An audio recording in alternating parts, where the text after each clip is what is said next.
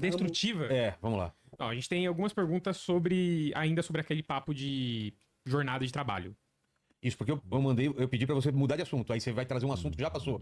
Não, ele Vamos já me no notificou assunto? antes. Vira lá. Não, eu mandei aqui pra ele, muda de assunto. Mano, processo É um assunto novo. Isso aqui é assédio moral, Não, claro. assunto novo. Põe no pau. Não vou voltar pro... Ficamos 40 minutos falando de 6 por 1. Vamos pra outro assunto. Vamos lá. Aqui não tem perguntas de assunto não, só Não mandaram, tem? só Então, mandaram beleza. sobre isso. Outro assunto. Vamos falar sobre família, então, que você tava querendo tanto falar. Cara, Qual que é a questão? Na verdade, não é nem que eu tava querendo tanto falar, é que esse é um tema que eu gosto de falar. Porque eu avalio que a gente tem uma extrema-direita cínica, uma extrema-direita hipócrita, que trava os debates importantes pro Brasil, falando que eles detêm a defesa da família. E esses caras não defendem a família. A discussão que a galera levou pra tribuna do Congresso Nacional de defesa contra o banheiro unissex. Bicho, você tem 20 milhões de crianças sem banheiro em casa. Banheiro unissex não é um problema. Eles O defendem problema é não ter banheiro em casa. Defende a família Bolsonaro. Entendeu? Então, assim, exatamente. Então, quando eu falo, e talvez tenha sido por isso que a galera falou, a verdadeira defesa da família, que essa é uma coisa que me perguntam muito. Você é evangélica? Sou evangélica, nascida e criada na Assembleia de Deus, do Reteteca, na linha de fogo, mesmo, escola bíblica dominical. Como é que você pode ter apoiado o Lula? Eu apoiei o Lula nos 2 turnos. Eu apoiei o Lula nos 2 turnos porque o que eu achei, o que o bolsonarismo fez, e eu nunca tinha apoiado, eu sou do PSDB, né? Sempre fui do PSDB, votei no Serra, votei no Alckmin, votei no Aécio. Votei no Alckmin 2 vezes, né? Primeiro lá atrás e agora como visto Lula. Ele é prova que o PSDB é de esquerda. Mas assim, eu acredito muito que o bolsonarismo fez com a fé evangélica foi muito mais destrutivo do que qualquer ideologia de esquerda, do que Essa qualquer partido de mistura, esquerda. Levar Demais. pro púlpito. Eu lancei, exatamente, eu lancei um movimento que era bolsolatria é pecado. Porque a gente cresceu, principalmente a gente que é crente pentecostal, falando de idolatria, a gente quer falar de idolatria da igreja dos outros, sabe? Que você adora imagem, que adora a Virgem Maria, que adora santo, que adora demônio, que adora orixá. Tudo isso é um problema. Agora, os caras trazerem o Bolsonaro pra dentro dos púlpitos e dizerem que você não é crente se você não votar no Bolsonaro, isso é muito pior do que qualquer crença, até porque as outras crenças não me dizem respeito, não são nem boas nem ruins, não são minhas. Agora, o Bolsonaro dentro das nossas igrejas foi um problemão. E esse bolsonarismo religioso, que pra mim é uma outra fé, é o bolsonarismo evangélico, não é a fé evangélica pra mim. Ele começou a dizer que a defesa da família é defender o Bolsonaro. E não é. E não é. Então, quando a gente vem... Isso não significa que ela tem que apoiar um quadrilheiro, mensaleiro, entendeu? Que anda com todos esses partidos de pauta trans, que quer castrar a criança, que quer botar kiss gay na escola, né? Falando de verdadeira defesa da família, para escancarar que boa parte, inclusive nessa discussão, para quem tá nos assistindo, é flagrado o que eu tô dizendo, essa discussão que teve da urgência na PL do estupro. Bicho, se você der 32 segundos, aliás, 23 segundos, né, que foi o regime de urgência em que aquela PL foi aprovada, que era para prender adolescentes grávidas que quisessem estuprar. Abortar. Perdão, gente, que quisessem... Tô falando, já foi, tá? 9 horas da noite. Semanas, né? Exatamente. Não, calma aí, a PL não era pra prender adolescentes grávidas. A PL era pra equiparar a pena de aborto com a de estupro. Pra todas as idades. Sendo que menor de idade não vai preso. Então como que adolescente vai preso por abortar no Brasil? Isso é um espantalho.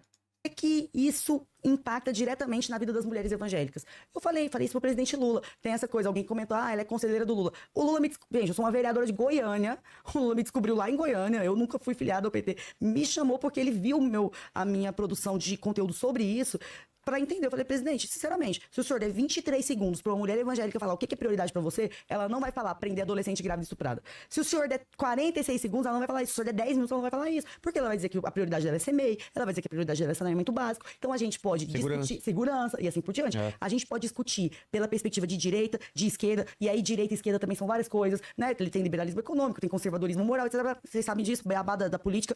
A gente pode discutir tudo isso. Agora, a gente não pode permitir que o terrorismo moral se torne a consolidação daquilo que dizem que é a defesa da família. Ela acabou de falar que estava querendo prender adolescente grávida, sendo que o projeto era equiparar a pena de estupro com a de aborto, entendeu? Detalhe, aborto legalmente já é crime, entendeu? Já dá até 3 anos de cadeia. Aqui na prática ninguém vai preso, porque nenhum promotor, nenhum juiz, nada vai condenar uma mulher por isso, porque o entendimento da sociedade não é esse, entendeu? E o menos de 4 anos também, réu primário, vira medida cautelar, entendeu?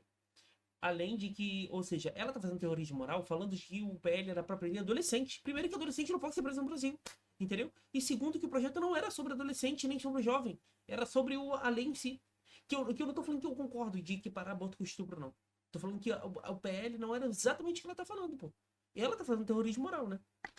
Porque as famílias brasileiras querem outras coisas.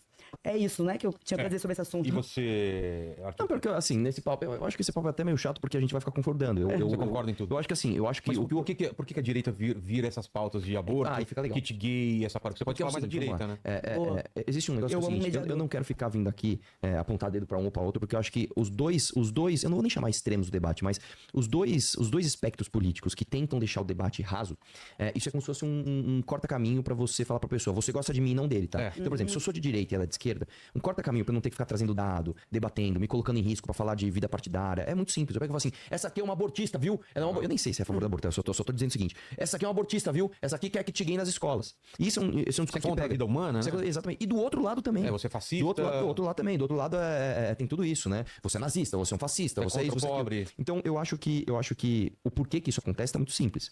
Eu acho que hoje o debate político no Brasil ele é absolutamente empobrecido. Mas Porque o nível de... na eleição aqui para prefeito de São Paulo, a gente foi pra esse lado também. A gente Sobre tem. droga, sobre violência doméstica. E aí eu vou te dizer uma outra coisa também. Eu não acho isso tão discrepante, sinceramente, porque assim, quando você vai escolher uma liderança pra gerir o maior orçamento da cidade, né, do Brasil, né, o maior orçamento, é o terceiro maior do Brasil, né, da maior capital do Brasil, importa você saber o que essa pessoa pensa sobre outras coisas que podem te representar.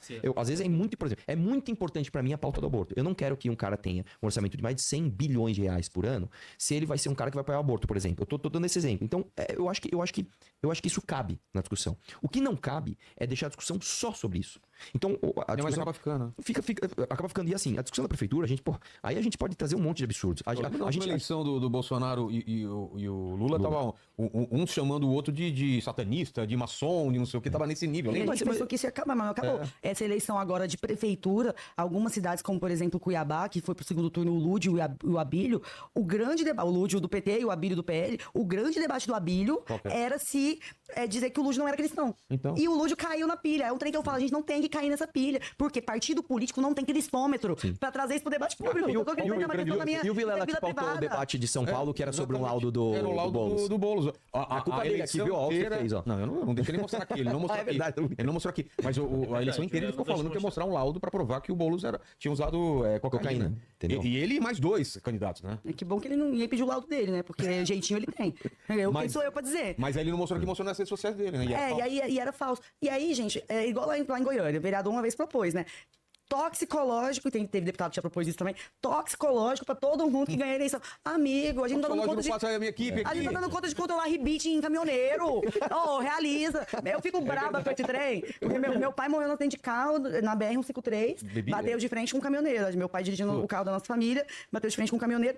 Cara, e foi uma tragédia muito grande, porque meu pai morreu na hora, o caminhoneiro, com menos de 30 anos. Meu pai tinha 42 também, pô. Minha mãe ficou viúva muito jovem. Mas o ponto é, o caminhoneiro também, o caminhoneiro deixou um filho órfão, meu pai deixou 2. O cara virado no giraia, de ribite, não sei das quantas e tal, porque tinha que cumprir, a gente até volta na discussão dos trabalhos, tinha que cumprir aquela jornada porque a esposa tava grávida, porque não sei das quantas. Pô, a gente não dá conta. E isso é, infelizmente, uma das principais causas de morte nas BRs brasileiras. A gente não dá conta de conter isso. Aí quer meter toxicológico em vereador, irmão. Vem pra realidade. É verdade. Não, você tem toda a razão. E assim, eu vou te dizer, Ava, por exemplo, nos Estados Unidos, porque esse assunto eu gosto, nos Estados Unidos você tem um GPS que ele é controlado, né, do teu caminhão, então você simplesmente não pode deixar o caminhão em movimento por determinado horário. Então, às vezes, os caras, quando eles vão carregar, eles chegam no pátio pra carregar, eles andam a 3 km por hora, que é pro GPS não pegar esse deslocamento, porque ele falou, eu não tô me deslocando, eu só tô indo carregar um negócio ali, entendeu? Então, eu acho fundamental. Mas uma coisa que pode acontecer bastante, você vê, Ava, pelo amor de Deus, eu não estou querendo te provocar aqui, tô falando uma boa. Uma das entrevistas que eu vi você foi no Meteoro, né? Certo. Se eu perguntasse pra você antes desse debate, antes de você me conhecer, antes, né? Ava, quem que você acha que é extremista ou quem que você acha que invalida o debate mais? O Meteoro ou o MBL? Provavelmente você responderia o MBL, imagino eu. Aí eu te digo, e eu não tô querendo dizer, você corrobora com ele, não é isso não. Mas assim, alguns agentes autorizados pela comunicação dessa galera da esquerda fazem justamente aquilo que eles acusam a gente de fazer. Então, por exemplo, o Meteoro está neste momento, literalmente, tá? Não é modo de falar, nos acusando de ter membros neonazistas no nosso grupo político. Tipo, isso é a maior invalidação do debate. Assim, não importa o que você tá trazendo, sua experiência, da sua família, os dados, não importa, você é uma nazista. Tipo assim, é a coisa mais... É a coisa mais rasa que tem pra ser feita. E quando a gente traz um debate, às vezes, um pouco mais aprofundado, eu não tô só falando desse tema específico, tal, mas quando eu trago aqui conjunturas políticas, a gente vai ter que ter uma calibragem entre o pragmatismo e a ideologia e o purismo, não sei o que lá. às vezes as pessoas se surpreendem falando, pô, cara, o pessoal do MBL é um animal diferente. Eles são um animal diferente do que eu imaginei. Você não tá debatendo aqui com o Nicolas e nem com Erika Hilton. Então, eu acho legal isso, porque permite que pessoas que você está trazendo para essa live, né, um público, né, que veio mais por sua causa, por acreditar nas coisas que você acredita, também tem uma visão do MBL assim, pode até discordar, mas eles não são aqueles animais que a gente achava que eles eram. Eu acho que também o respeito que a gente conseguiu consolidar previamente garantiu que o debate seguisse nesse tom.